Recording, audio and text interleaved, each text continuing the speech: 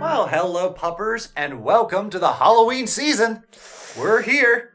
Yes, it's about time. And what a nice way to start off October than with a video that just came out to Disney Plus, and we rewatched the original. Yes. We're here to talk about the Hocus Pocus movies. Yes. And I'm going to let you take it away because I was just kind of like, Yeah. I've seen it before, and it was I know just you like a movie. You had mentioned seeing it previously and just kind of being nonchalant about it. Just it was there. It really wasn't one of my favorites. Whereas, I grew up watching this movie every year. Okay. Every year we watched Hocus Pocus. I remember I took it out at the library on VHS, and it was the only fine I've ever gotten from the library because I, kept renewing it, and I didn't know I was only allowed to renew it once, and I kept that movie for, 6 months. Wow. Yeah, because we just watched it so much. I ended up having to pay, $5. I know it doesn't sound like a lot, but to a child, I was like, $5! It's a movie that, really stands above all the Disney Channel original movies. Yeah. You think about all this, and, some people remember Smart House and Xenon and stuff like that. I think this is because it was a theatrical release.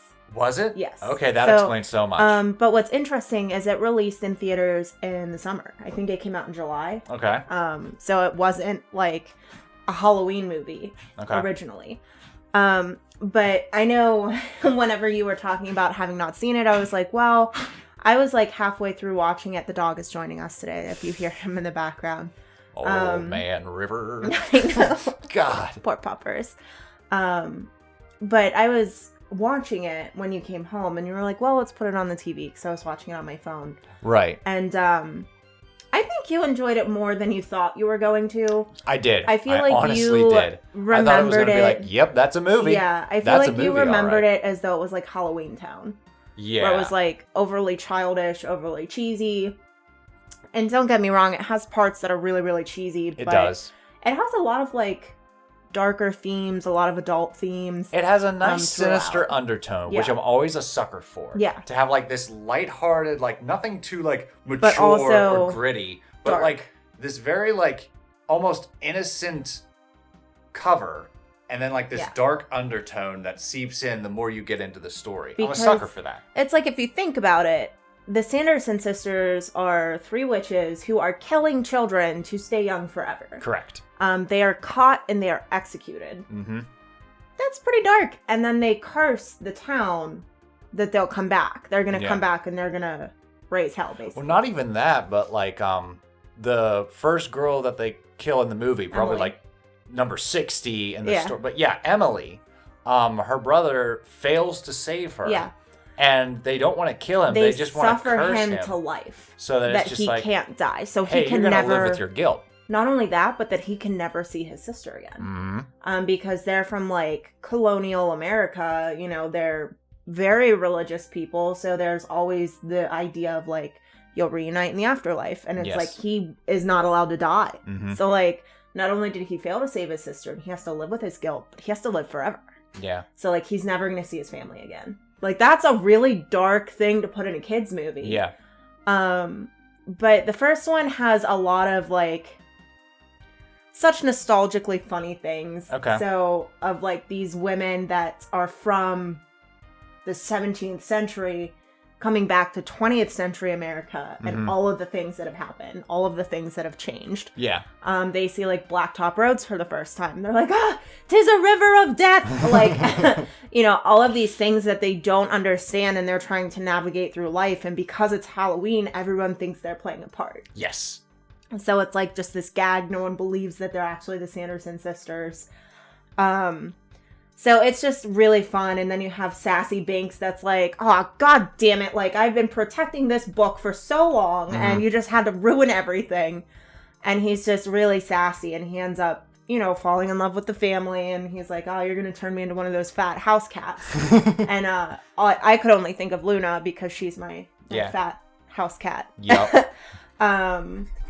But overall in the movie, the characters are just a ton of fun to watch. I don't think there was one character in the original movie that I didn't like.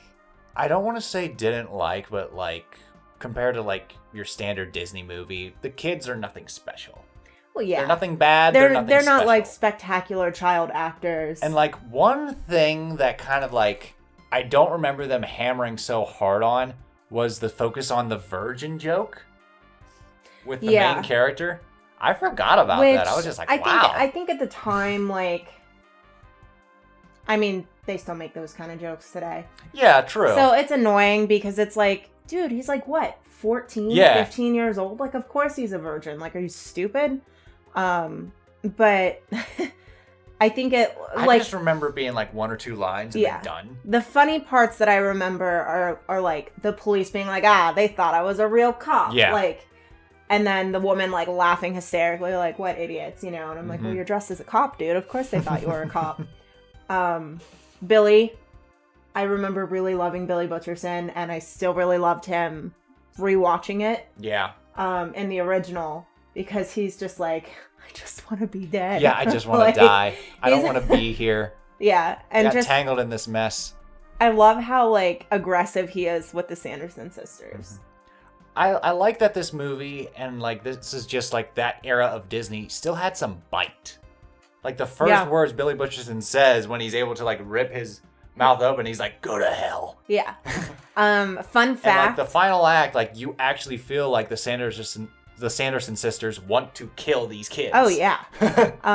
Fun fact: the moths that fly out of Billy's mouth were real moths. Oh wow. He had like a bag in his mouth so that he didn't swallow them. Oh wow. They're real moths. I was like, that is commitment. I didn't even know they were moths. I thought they were feathers. No, they were moths. Did he eat a chicken before he died or something? Yeah, they were little white moths. Whole duck or something?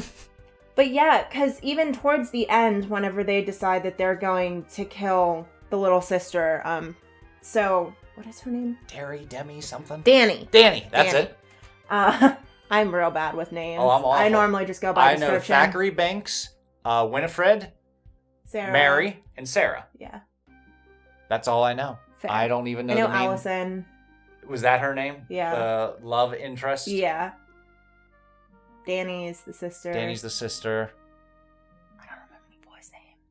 Mike? Maybe? It wasn't Mike. Anyway, yeah, if you don't know what we're talking about, go watch the movie, because you'll know if you watch the movie. But anyway, like, when she decides, like, okay, Danny is the one I'm gonna kill. She's the one I'm gonna get. Like, and then her brother essentially drinks the potion to save her life. She's like, well, fuck it. Like, if I kill you, at least I can, like, get her eventually. Yeah. So there is that sense of, like, they're going to die. Like, there is a real threat where it's like, okay, we already watched them kill a child, so we know that they're capable of doing it. So it's just kind of like, are they gonna do it? Like, we know Danny's okay, but, like, her brother, Max. Yes! Max! Max! We get the sense of, like, what's happening, and then you fall in love with Binks. I think he's one of the most lovable characters from the movie. He's an animal, and people love the animal characters. Plus, you just really feel for him, like, trying to protect everyone, trying to honor the memory of his sister, and give his life purpose. And we watch him die. He's both innocent and sassy. Yes. But it hits home that, like, he does die. Spoiler alert. But I think that that's something Disney doesn't like to do in modern films, is to kill characters and leave them dead. Whereas Binks dies. So, and then whenever we see him in his cat form die, it's very sad, but you also kind of get the wrap up. You see his ghost saying, like, don't be sad, I'm always going to be with you. And then he goes to join his sister. Yeah, he goes to join her. So it's sad, but it's like a happy sad because he finally gets to essentially go home. I think the term is bittersweet. Yeah. It's very melancholy. Melancholy, bittersweet. But we have to talk about the witches themselves, played by Bette Midler, Sarah Jessica Parker, and I don't remember who plays third Mary. One. I looked it up too, and I already slipped it. Yeah, I don't remember who plays Mary. But they had so much fun, and you can tell that in the original film how much fun they're having. They do also all die at the end. I love how they, like, poke at each other all the time. Like, Sarah's the stupid one. She's just kind of like, la, la, la, la, like, in the back. Winnie doesn't poke. Winnie beats the shit out of Sarah on multiple occasions. There's just like a loud crack. That's in the second one, and I lost my shit. No, it's in both. She slaps her in the first one? She slaps her, and she also does the iconic amak, the boom, right in the gut. Yeah, she gets elbowed. But she's kind of like the ditzy one, and definitely like Mary is kind of the middle sibling, the standard middle sibling of like forgettable, but not really. Yeah, she's still sinister, but she also seems a little absent-minded. She's the peacemaker between Sarah and Winnie. Mm-hmm. So it's like she kind of complements their extreme differences. Mm-hmm. But at the end, sun rises, they didn't make the potion, and they die. Yep. That's supposed to be the end, right? Right. Right?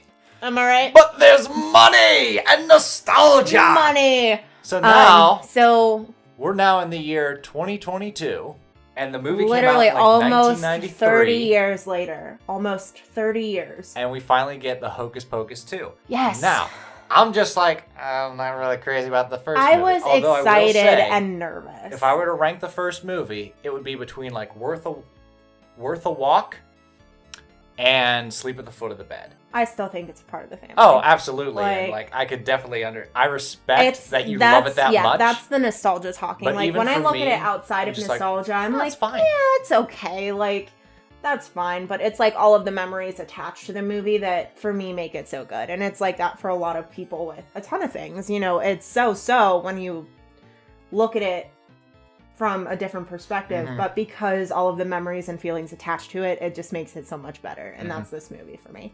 But that is also my main problem. And I didn't even grow up with the movie, but I can tell that the sequel is very much like, yes, just OD on that nostalgia. That was also very frustrating from someone who really liked the first movie. I think that they banked too hard on the nostalgic aspect of Disney banking too hard on nostalgia. I know, shocker. Hold thy breath. But it's essentially the witches come back again, and it's modern day. It's 2022, and you know, these girls are having friend troubles, and they decide to have like their, you know, the main girl whose name I can't remember, but the main character, it's her 16th birthday, and that's like when a witch gets her powers. Yeah.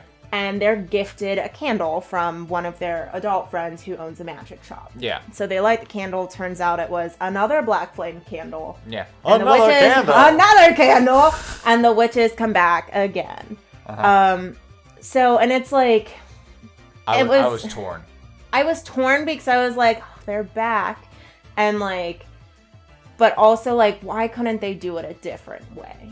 Like, the movie opens up originally when the Sanderson sisters are children. Yeah. And you see, like, the kid versions of them, which were hilarious, if you ask me. They perfected those mannerisms. Like, yes. The little girl could do Winnie. Yeah, like, Sarah, perfect faces, the girl like, could do the Sarah, expressions. Mary, like, all three of them, they nailed them. So I'm just like, why would you only give us, like, 6 minutes of these characters? So, and while it was a little outrageous in the beginning, because of, I think that was my hardest laugh in the movie. Oh this old woman's just like, nope, that's enough for me today. I know. So, child Winifred is, like, storming through, and she's, like, you know, going back to the house, and she's knocking people over and pushing people, and this like old woman comes out of the house, gets shoved by Winnie, and she goes, well, that's enough for me today. And she just turns around and goes back in the house, and I'm like, yes, girl. Like, that is life. But these little girls are playing the young versions of them before they're witches, when they're just basically these orphaned girls. And so we kind of see how they become witches. The Reverend threatens to take Sarah and Mary away from Winifred so that Winnie will get married, and they don't want to do that, so they run off into like the Forbidden Woods, where they find a witch who gifts them book. Yep. Yeah. So which I really loved. I wish that would have been more of the movie of how these little girls become the most infamous witches in Salem in the movie. This would have been one of the few movies where I'd excuse like going back in time occasionally. Yeah, just to see like how they become these witches. But anyway, after that, we immediately go to the present day, and the witches are back, and of course they do a song and dance. And that bothered me. So like right at the I was annoyed at how much song and dance there was. So like there was a point to the song and dance of the first movie. There was a point to like the later song in this movie. But that opening song, I'm like, why are they doing that? It was very fan service. What is that doing here? Why? It was very fan service. And I think the secondary character that's with our main character, I think she's like the chubby Asian girl. With the glasses? Yes. Okay. I loved her because I feel like she is what the audience is thinking.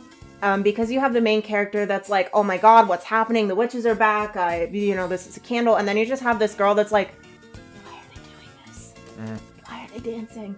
And like, that's what the audience is thinking. So her face, just the entire movie, is exactly what like the audience is feeling. Every awkward moment, she was just like... so she was probably one of my favorite characters in this specific movie because she was just genuinely like the audience in film. Which I always appreciate when someone does that, especially for such an outrageous movie. But in this one, it's like the Sanderson sisters are famous. Even more famous than they were in the first one. So they've become... It gets to the point where I was just like, is this a sequel or a parody? Because there's this one very scene where they're watching Hocus Pocus 1, and I'm just like, did that actually happen? Well, not only that, but you have, like, whenever like the mayor is in line to get his apple, and he's looking at people dressed up, and there's the guy who plays the devil with his wife. Yeah, that's right. So, like, you have people in costume from these original characters that weren't, like... a big deal, I guess. And like you said, they're characters watching the first movie. And like the Sanderson sisters are like flying in the night sky and like lancing into people's houses and they're watching the movie. Yeah. And I'm like, okay, so is it known that this was a movie? Yeah. Or was this an event? Like, was this a tragedy? Like, in that sense, like, did the tragedy of Thackeray Binks happen? Right. Does his tombstone still exist? So, and like they kind of play off of Binks being there with the other character, whose name I don't remember. He's the magician. He owns the magic shop. Oh, yeah. His cat, Cobweb. Yep. Is like... I was excited. I saw Cobweb and I was like, oh, we're going to have like another Thackeray. And I was really excited. And then he was like, oh, that's just Cobweb. I was still like, okay. Like, I was okay with cute. that, but I did want the cat to be more involved. Just instead of it talking, it's just very expressive. And just kind of... just being like, we've been here before. But I think it was like, what's nice, it didn't take itself too seriously, but I wish it would have been a little bit more serious. In the sense that it's like, I feel like they gave the Sanderson sisters the premise of the movie, and they were just like, do whatever you want. Yeah. Like, it didn't feel as fun as the first one, because every line, every gag, every joke was a reference back to the first one. Right. Well, there was, like, stakes in the first movie to where it's just like, you gotta stop these witches. They're going after kids. Whereas, in this movie, I kind of felt, let them do what they want. Yeah, it was just I'm just gonna piss around. Yeah. It's kind of funny watching them try to work a Walgreens or, like, use a Roomba. Like, that, I did appreciate the Roombas. I thought that was... The Alexa. That was really cute. Oh, my God. I did laugh a little too hard whenever... they, like, broke into the mayor's house, and they're talking, and Alexa goes, I'm sorry, I didn't catch that. And they freak out. They're like, there's a woman stuck in this little box. And it was really funny. But that's the type of thing that I was expecting. Okay. Because from 1993 to 2022, there have been so many advancements in technology. And that's what made the first one so funny, was you have 17th century women trying to navigate in 20th century. And it's like they don't understand road systems. They don't understand cars and buses. So it's like, and this one, when they like don't know what Roombas are, or they don't know what an Alexa is because they didn't have those in 93. But, like, going into Walgreens existed in 1993. Skincare products existed in 1993. So, like, while it was funny... I read that the Walgreens was a cut idea from the first movie. That they said we have to put in the sequel. Okay. I read that somewhere. Then that's a little bit more understandable, but it almost doesn't necessarily fit with, like, the rest of what they're doing. It's like they tried to make it that these women didn't come back in 1993. So that, like, all these things are still new to them. Yeah. And it's like... The movie almost, like, sets it up to where, like, the first movie didn't happen. Yeah. It was just a movie. Yeah. This is the actual event that was happening. Like, they weren't resurrected in 1993. They died way back in Salem. Yeah. And now they're resurrected. And, like, the explanation from it, they kind of took the guy who plays the magician, and he was like, no, I was there that night, and I took Book, and Book showed me how to make a new black flame candle. And I'm like, okay, so why did you wait then 30 years and find someone else to light the candle? Like, it tried to fill in gaps that just kind of left us with more questions. Yeah, which, once again, very common for modern Disney to do. So while I do think it was fun, it was great to see the Sanderson sisters back. You could tell that they were having a ton of fun. And there was a slap scene that I couldn't contain myself because they use, like, this really loud slap sound effect. Yeah. And you can tell it's a sound effect, but it's so funny because Winifred, like, wands up and she slaps Sarah right in the face with that slap sound effect. And I lost it. It was so funny. But the only other part that I really thought I was like, wow, I relate to that a little too much, was when Sarah stands up to Winifred and she's like, I am not stupid. I am a good and loyal sister. And I'm just like, yes, girl, stand up for yourself. And Winifred is like, what did you say? And she goes, I'm sorry, Winnie. And it's just like, yep. They get stuck in a salt circle. Yep. And the little Roombas come clean up the salt circle, which I was like, the Roombas are going to get it. Yeah. It has clever moments. Yeah. So it was a movie where it was just it's definitely fun. It's not... I could enjoy this. And then there were other moments. The plot was the biggest. Like, why do we even have a plot? It was so awkward. Like, that's all I can express. It was joyful and nostalgic. If you loved the first one, like, the nostalgia of it might be helpful. But it was such an awkward movie. Yeah. The staging, the lines, the like networking between people, like, it was so awkward. You want to know something else that I think hurt this movie? And that, like, because I recently rewatched the original, the practical effects. It felt like a haunted house attraction half the time with like the floor shaking and like the practical effects helped. Yeah. Now we got all the CG again. And yeah. It just lost that little bit of oomph. Really, the only thing that I didn't with like... the spookiness and the Halloween essence. The only thing that I didn't like that was CG'd in this movie was Book. His eyeball. Yeah, like, they CG'd his eyeball, and I was just like, I wish they would have kept the original Book. Yeah, and, keep the original and not have CG'd the eyeball. It just felt weird. It looked weird. I guess they just did that because Book now has emotions. I mean, they could easily figure out how to, like, drop water down the front of Book. Maybe, like, you don't see the top. You just, it's cut off, like, right above where the pages would be, and you just see, like, little sweat drip. Okay. I feel like there's definitely a way they could have done that without CGing the eyeball. I just thought it looked really weird. There were a couple times where this movie was just a sequel for the sake of a sequel. We have to have another dance number. We have to have another of this scene. Another black candle. I think that is the one thing that I brought up right after we watched it. It was the only part that I liked better than the original. And that was the dance scene, the flash mob. Okay. So, and I think that's just a personal preference for me. So in the original movie, everyone is in this nightclub. They're already dancing. Yeah. And the Sanderson sisters put a spell on them so that they will dance until they die. Yeah. Getting rid of the adults. Yeah. So that way they, like, people can't go help the kids. Yes. So I think that can get lost in translation because the adults are already dancing. They're already partying. They're already there. So it doesn't necessarily register that they are stuck there. Yeah. Like... They can't leave. Whereas this one, because the dance sequence, everyone is in unison. Yeah. So when it starts out where they're not necessarily dancing, but they're swaying, and everyone is swaying together as the Sanderson sisters are singing, you get the idea, like, it's very clear they are being put under a spell. Okay. And then they all dance towards the mirror. Okay. And as soon as they touch the mayor, this spell is over. And they're like, how did we get here? What are we doing? Mm-hmm. And that was supposed to be how they found the mayor. Okay. Which I think it was just clearer. Yeah. It's clearer and it's a personal preference. I love like, when people dance in unison. It's more like sneaky. Yeah.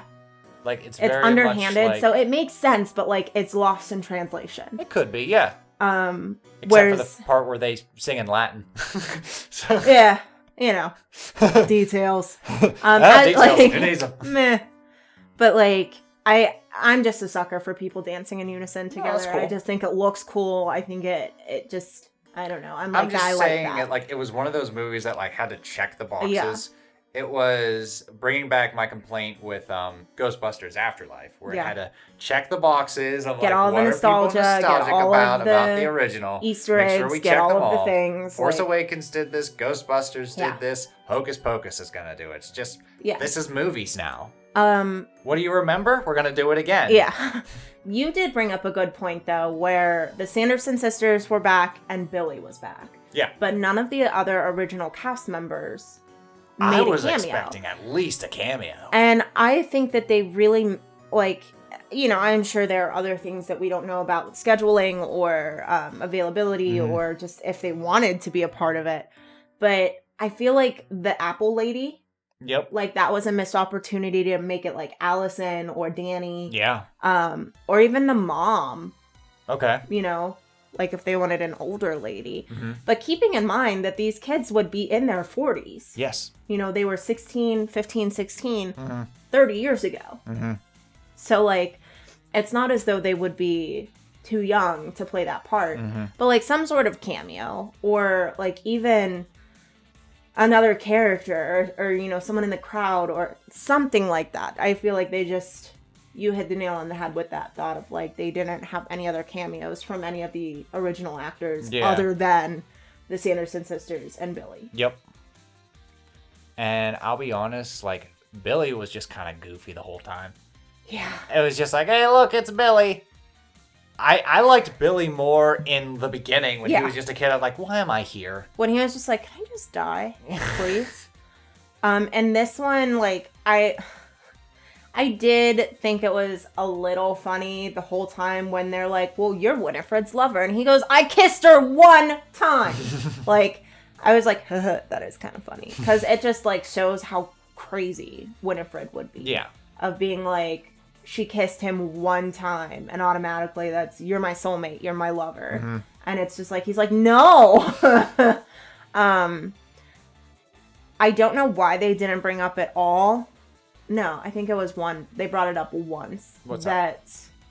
Billy was with Sarah. Oh, yeah. They did bring it up once. But it's just like the whole time it was like, oh, that's Winifred's lover. But they never brought up like what happened with Sarah. No. Like, did he like Sarah or was it another situation of like he kissed her once and... Seems like he didn't like anybody. Yeah. Yeah. Even as a kid, he seemed like he just had a miserable life, and when he died, he's just like, cool, I could die. Oh, I can't die! I know. Yeah, I thought he was a little bit goofy myself. Where I was excited, he was there, and then I was just like... Well, because what was interesting about Billy was, sure, he was Winnie's lover, but right up until he rips open his mouth, you think he's on their side. Yeah. Because he's just like a scary zombie. Yeah. And he's after the kid, so he's like an added threat. And the twist is... He hates Winnie and the other witches. But he's not with them. So now that you have that information, bringing Billy back is just like, what the hell's he gonna do? He's not scary anymore. What's he gonna do? Whereas I feel like it would have been better had they brought back her originally intended husband. Maybe. Whose name I don't remember. But in the beginning when they're children, it's the one that the boy that the Reverend wants Winnie to marry. There were a couple things they could have done to make this like a good sequel. To make it a better movie. A sequel. Rather than just banking on the nostalgia and the cast. One would have been more of a prequel, focusing more on them as kids. Two, more about this witch. Yeah, the random witch that gives them book. She's in the beginning. You see the raven at the end. Yeah, I'm assuming that's who they reference to as Mother. Mother, yep. But like, who is she? You know? Like... All we get is that the forest is a sacred place for witches to renew their magic, and that's it. But there's no, like, is she Morgana? Because they're using a lot of imagery and illusion to reference Morgana. Oh, Morgan Le Fay. Yeah. Okay. But Morgan Le Fay, like, Morgana wasn't a witch. She was a sorceress. Correct. So it's like, I mean, they're closely related. But she could also be, like, keeping up with the times. And be like, I'd be considered a witch in this era. Yeah. But it's like, how do we know? Like, you're giving us the imagery of her, but you're not telling us who she is. Like, she never introduces herself. She's just... It's one of my worries of just witch. like, oh God, they're going to use that as an excuse to make, like, either a mini series or, like, 5 more of these damn things. I would be really upset if they did. I was impressed that, like, Bette Midler is, like, pushing 70. Yeah, she crushed it. She was still crushing I think all of the Sanderson sisters, like, while it was a little bit disappointing, I think they still, like, had their characters down. Yeah, absolutely. For sure. And, like, one more positive I'll give is we tried to have this kind of like, oh no, they're misunderstood. They're part of Salem. Times have changed. And they're resurrected and they're just like, no. They're like, no, we still want to kill the kids. It's like, fine. Yeah, we still want to kill kids. We're kind of... We do have, like, rough past, but we are evil for the sake of being evil, so, die, please. I think, like... Which was nice. It was refreshing. Yeah. I think the deeper moral point of the movie is supposed to be the love between sisters. Correct. Which I'm about that. I love it. I love that there wasn't necessarily, like, a romance in the movie, that no one falls in love, and because it's cheesy and not really my thing. I agree. But I don't necessarily like how quickly Winnie changes her mind at the end. Oh, you want to talk about quickly? Like, it was the flip of a switch. Her sisters are gone, and she goes, take it back, I want my sisters. And it's like, she didn't even try to use her magic. Yeah. Or she just immediately melts down. And it's like, well, I have a love-hate with that, because that is her personality, is just very, like, hot-headed, hot-tempered. Mm-hmm. I don't necessarily like the weakness that was shown, because that feels out of character. Like, she literally just tried to kill these little girls, and then her sisters disappear, and she goes to them, help me, please help me. And I'm like, just fucking tried to kill them. Yeah. Like, you don't think they don't want to help you when you just tried to kill them? Yeah. Like, and so it's just kind of like, that part felt very messy, where it was like, almost like they were like, oh shit, remember that moral theme that we had to do? Like, guess we should do that. Probably now. Like, it didn't feel like a gradual transition.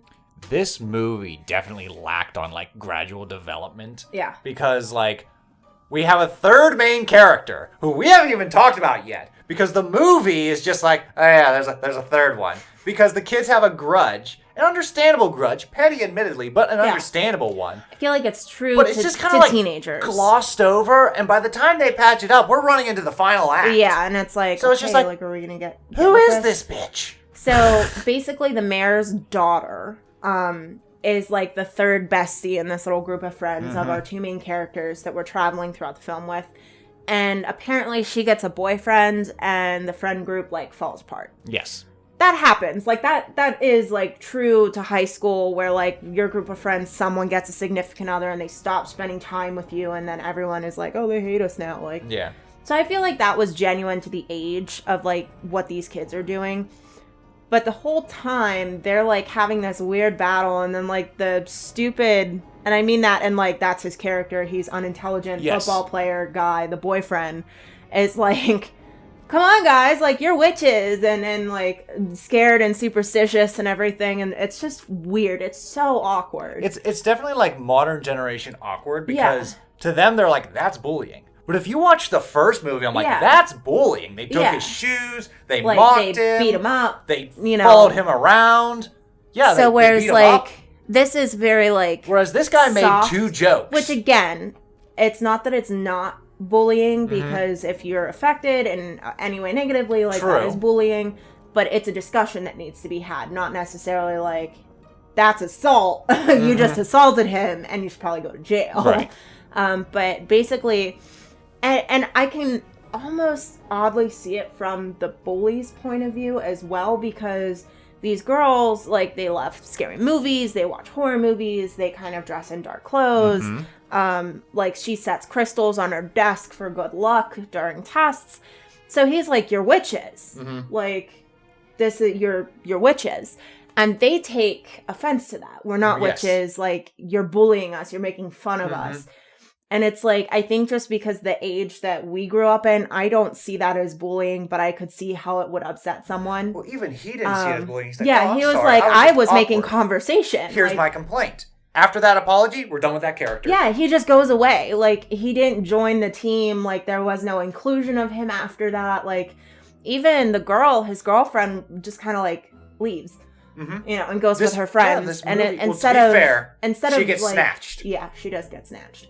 But he doesn't run after her. No, he's out of the movie. Like, he's just done. Which to me is sad. Again, it's another missed opportunity to show that, like, to make up. He didn't know he was bullying them. He didn't know they were upset. Steve. What's his last name? Harrington, exactly. You could always have a Steve Harrington. Exactly. Like, he apologized. He was like, I'm sorry. I thought I was making conversation. So, and then, like, they missed the opportunity to include him. Yes. Because that would almost set it up parallel to the Sanderson sisters and Billy, to the new coven and their Billy. Where, like, the friends don't really like him that much, but he's the lover of one of them, so he's just kind of there, like, he's a part of them. That would have been a nice idea. Like, it would have been a good we only got 10 minutes of run time left. Let's just haphazardly put this together where she completes the spell, regrets the spell, sent into the afterlife, and let's roll those credits. And then they die. But what I don't like about how they die is they died the same way that they died the last time. They fizzle up and they go into space. And it's like, okay, what is preventing them from coming back again?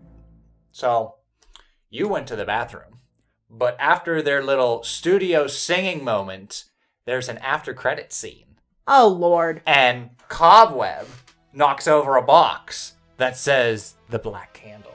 Oh, Christ. Why do they do this? Like, it's the Money! Money!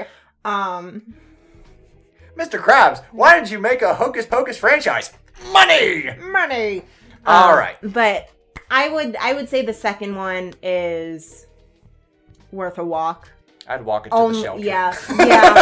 I don't want it on DVD or anything like that. Whereas the first one, I'm like, I want the VHS of the first one. I want the DVD of the first one because it's a part of my youth and my childhood. This one... Yeah. This is a sequel I'll watch it. I'll stream it. We'll continue the story. Yeah. Nah, they just chose... They just did it money. Again. We're just gonna make a sequel. Yeah. Do it again, but with newer technology. Yeah. And, like, it's cool to see the actors, like, Bette Midler and them still but do it at the age they're at. There were just so many missed opportunities. Everything else is just, like... So many missed opportunities of redemption of the bully character with the reuniting of friends, with Billy...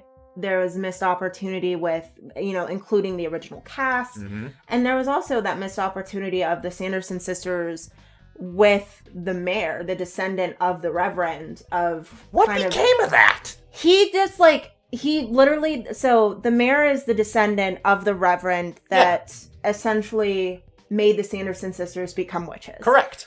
So...